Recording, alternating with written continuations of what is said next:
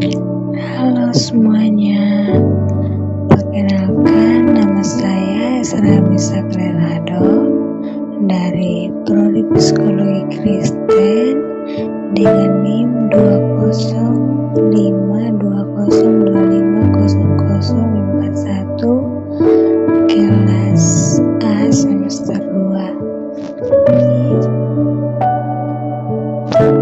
Diskus sedikit nih tentang psikometri. Yang pertama, pengertian psikometri. Psikometri adalah cabang ilmu dalam psikologi yang mempelajari cara aspek-aspek psikologis seseorang seperti kecerdasan, kepribadian, sikap, minat, dan bakat dengan mengukur alat tes atau skala. Secara sederhana, psikometri bertujuan untuk hal yang tidak terlihat seperti pikiran, perasaan menjadi data yang bisa diukur dan dianalisis.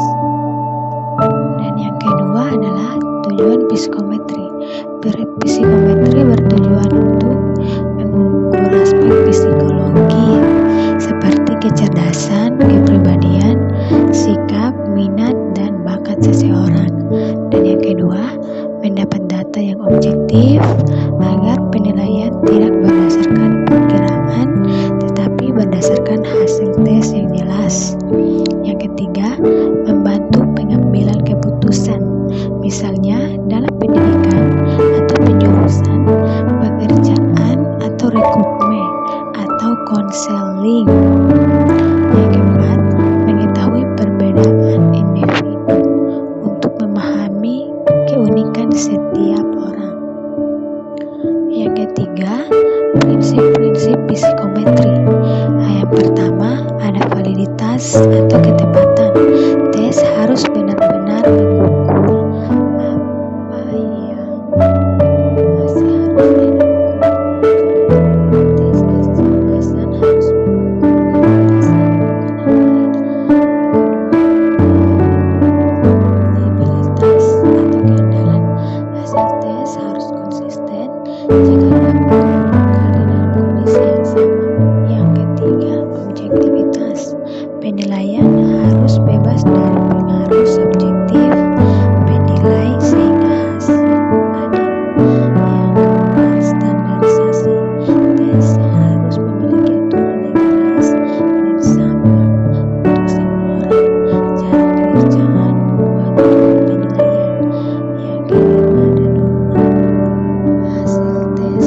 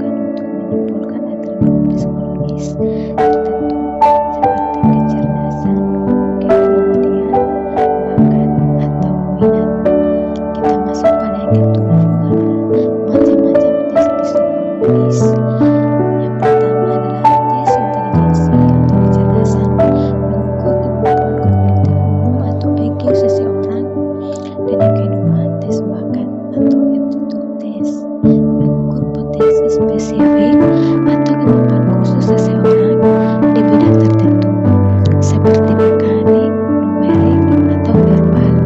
Contoh, differential aptitude test.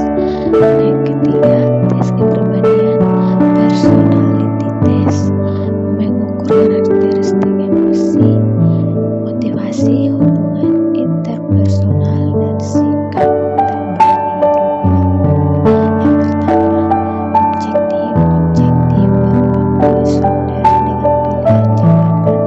Contoh, MMPI, Big Five, digunakan non-prediktif, menggunakan stimulus tidak terstruktur, melakukan sesi bawah sadar. Vertites minat, interesting inventory, mengukur kecenderungan atau preferensi seseorang terhadap jenis pekerjaan atau aktivitas tertentu. Tes prestasi, achievement test, mengukur sejauh mana seseorang telah menguasai materi atau keterampilan yang telah dipelajari sebelumnya. Contoh, ujian sekolah, tes sertifikasi keahlian, tes neurohistologi digunakan untuk memeriksa ekor fungsi otak atau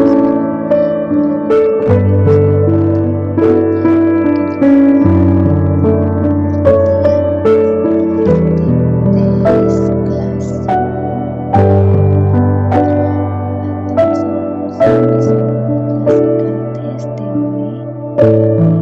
PTT adalah pendekatan dalam psikologi yang didasarkan pada asumsi skor yang dimiliki seseorang dalam sebuah tes atau skor tampak, terdiri dari dua komponen utama, skor murni dan error atau kesalahan ukuran. Secara matematis, pengertian ini dirumuskan sebagai X sama dengan T tambah E. X sama dengan observed score atau skor yang terlihat atau hasil tes. T sama dengan true score atau skor murni atau kemampuan asli seseorang.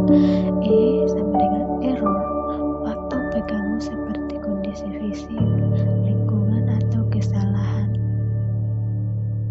terkait teknis. Poin penting dalam tes klasik, fokus pada skor total. Tes klasik lebih melihat hasil akhir atau total skor seseorang untuk menentukan kemampuan. Dan yang berikut, ketergantungan pada sampel. Kualitas soal seperti tingkat kesulitan sangat bergantung pada siapa yang mengerjakan tes tersebut. Jika dikerjakan kelompok pintar, soal akan terlihat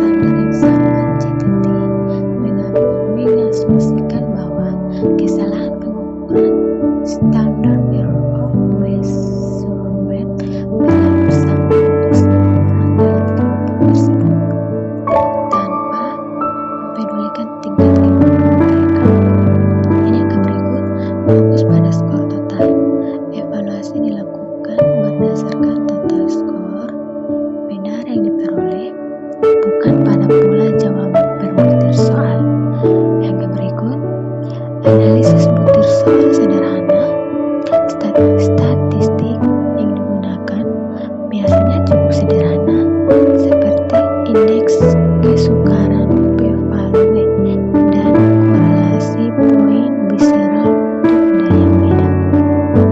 Yang berikut, data bersifat linear. Hubungan antara skor tampak dan skor murni dianggap bersifat linear atau garis lurus.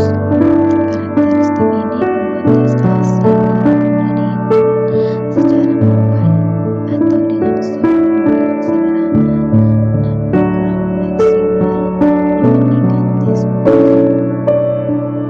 Kita masuk pada yang ke-10, pengertian tes modern.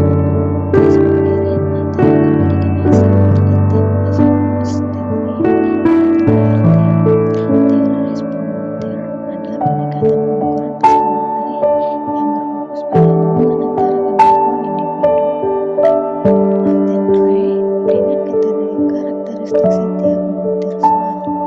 Berbeda dengan tes klasik yang hanya melihat skor total, tes modern menganalisis peluang seseorang menjawab benar sebuah soal berdasarkan tingkat kemampuannya. Kita masuk pada poin utama pengertian tes modern. Yang pertama adalah analisis per butir soal. Fokusnya bukan pada skor total, melainkan pada bagaimana satu butir soal tertentu dapat membedakan orang yang mampu dan yang tidak. Banyak berikut probabilitas matematis. Tes ini mengungkapkan model matematika heuristik untuk menghitungkan jawaban benar. Semakin tinggi kemampuan seseorang, semakin besar peluangnya menjawab soal yang sulit. Berikut invarian tetap. Karakteristik soal atau seperti tingkat kesulitan dalam tes modern tidak akan berubah meskipun diberikan pada kelompok orang yang berbeda atau pintar maupun kurang pintar. Begitu juga kemampuan seseorang tidak akan berubah hanya karena soal diganti. Sederhananya, jika tes klasik mengukur beberapa banyak soal yang dijawab benar, maka tes modern mengukur seberapa sulit soal yang sanggup dijawab benar oleh seseorang. Dan yang ke-11 adalah karakteristik psikologi modern. Dalam konteks psikometri, karakteristik psikologi modern sering disebut sebagai teori respon butir atau item response theory IRT, merupakan penyempurnaan dari teori klasik. Yang pertama, invarian parameter butir atau item invariance. Karakteristik soal seperti tingkat kesulitan bersifat tetap dan tidak bergantung pada kelompok subjek yang mengerjakan tes. Soal yang sulit akan tetap sulit, baik dikerjakan oleh kelompok pintar maupun kelompok kurang pintar. Berikut invarian kemampuan ability invariance. Estimasi kemampuan seseorang tidak bergantung pada kumpulan soal yang diberikan. Seseorang yang memiliki kemampuan tinggi akan tetap terdeteksi tinggi meskipun tesnya terdiri dari soal-soal mudah atau sulit. Berikut fokus pada butir soal item focus. Berbeda dengan teori klasik yang fokus pada skor total, psikologis modern menganalisis setiap butir soal secara mendalam. Seperti soal memiliki karakteristik unik yang berkontribusi pada pengukuran kemampuan